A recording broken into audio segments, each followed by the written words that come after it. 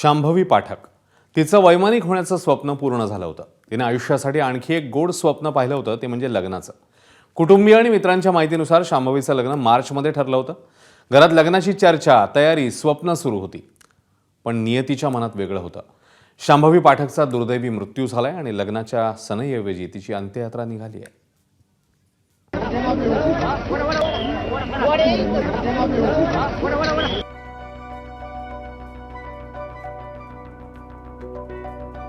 Flight lieutenant Shambhavi Pathak तिचं वैमानिकाचं स्वप्न पूर्ण झालं आणि दुसरं स्वप्न तिनं रंगवलं होतं लग्नाचं.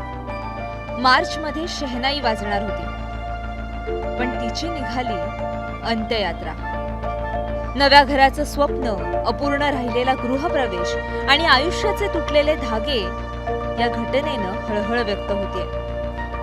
शांभवीनं सफदरजंग एन्क्लेव्हच्या A1 ब्लॉकमधील घर क्रमांक 313 मध्ये गृहप्रवेशाची तयारी केली होती. घर सजवण्याचं नियोजन, सगळं काही ठरलं होतं. पण मुलीच्या मृत्यूच्या बातमीनं सर्व काही थांबून गेलं.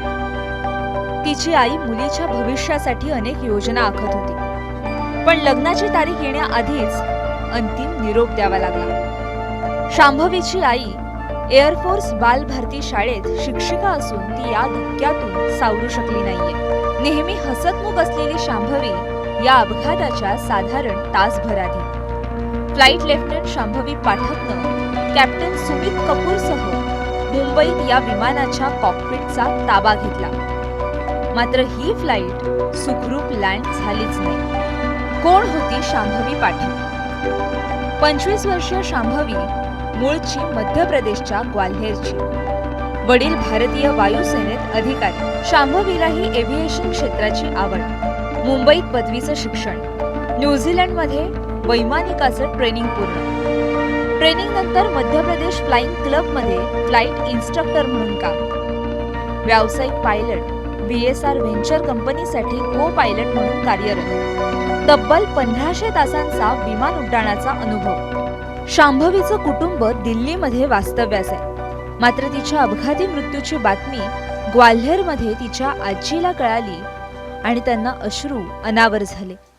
सूचना तो मुझे करीब 11 बजे मिली, क्योंकि मैंने न्यूज़ वगैरह देखी नहीं थी, मुझे तो नहीं मालूम. मेरे छोटे बेटे ने ऐसे बताया कि ये हो गया है और वो इन्हीं की कंपनी का, चीनी की कंपनी का ही कोई एयरक्राफ्ट था, जरा पता करो भाई से. तभी मुझे थोड़ा एकदम दहशत हुई, क्योंकि कल ही रात को शांभवी के पापा ने ऐसे, मैं पूछती रहती थी कहाँ हो तुम, कहाँ फ्लाई कर रहे हो तुम, वो कहाँ है, चीनी कहाँ है.